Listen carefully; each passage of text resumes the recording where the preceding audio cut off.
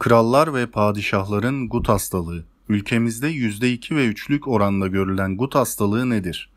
Osmanlı döneminde ve daha eski çağlarda padişah, krallarda görülen bir zengin hastalığı olan rahatsızlığın en önemli tedavisi ise iyi beslenmedir. Eklemlerde daha çok sorunların olması, kızarıklık, ağrı ve şişlik etkileri arasında bulunuyor.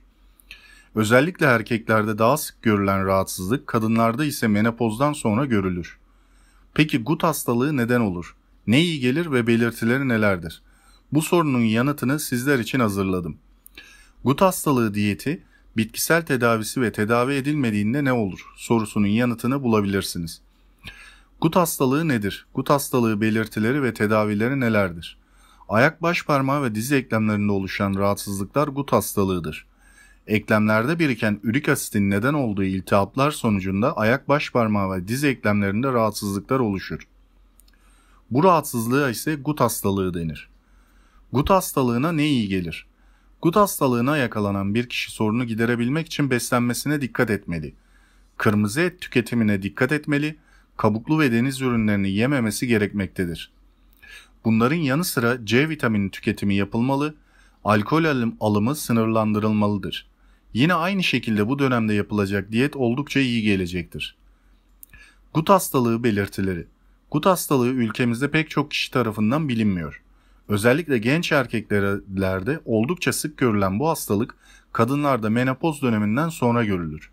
Kırmızı et, sakatat, aşırı alkol tüketimi bu rahatsızlığın baş göstermesine neden olabilir. Bu rahatsızlığa yakalandığınızı anlamanız ise duruma göre değişkenlik gösterebilir. Ancak eklem ağrıları, ayaklarda şişlik, kızarıklık gibi durumlarda doktorunuza görünmeniz tavsiye edilir. Kanuni Sultan Süleyman, doğum 27 Nisan 1495, ölüm 6 Eylül 1566, tahta çıktığı tarih 1520.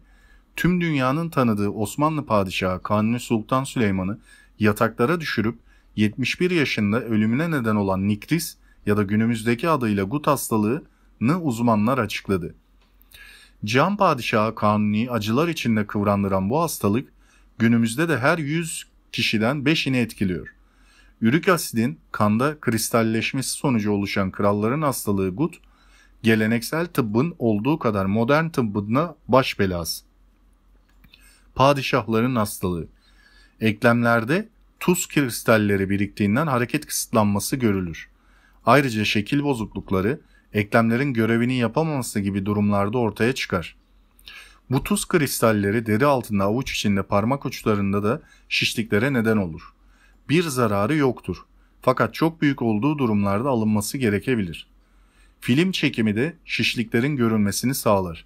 Fakat kesin tanısının konması için eklemlerden alınan sıvıda ürik asit kristallerinin varlığını tespit etmek gerekir.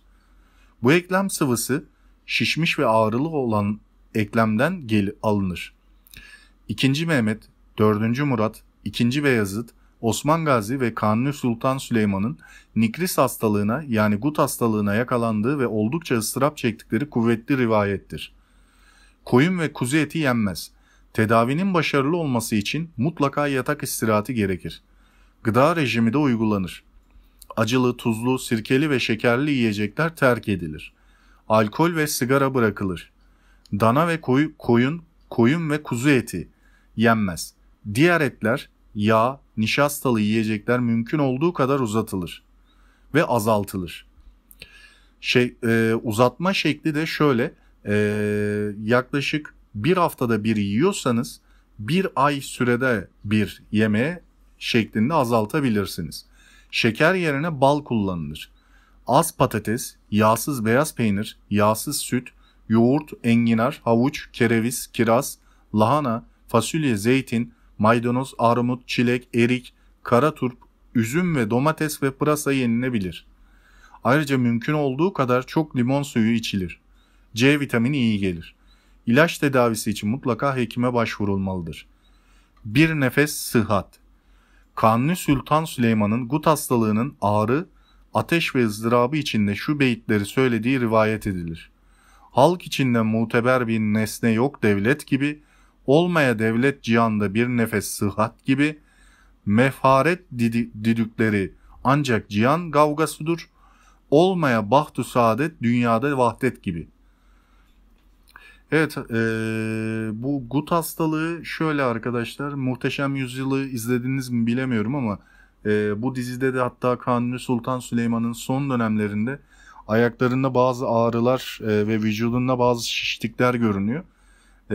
Buradaki gut hastalığına da bir nevi gönderme yapılmıştır orada.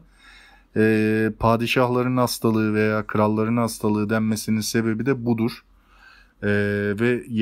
Yani Kanuni Sultan Süleyman'ın ve kralların, padişahların yaşadıkları dönemlerde Avrupa'da da, Çin'de de ve çeşitli kıtalarda da bu hastalık baş göstermiştir. Özellikle de kral ve padişahlarda baş gösterdiği için kral ve padişahların hastalığı gut olarak dikte edilmektedir.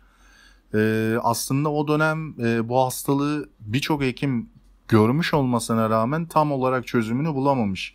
Ki günümüzde şu an bu hastalığın çözümü mevcut ve doktorların verdiği diyetler ve verdiği bazı ilaçlar ile bunun tedavisi yapılabiliyor. Tabii ileri düzeyde değilken yapılabiliyor. İlerlediği zaman biraz daha zor bir tedavi süreci oluyor.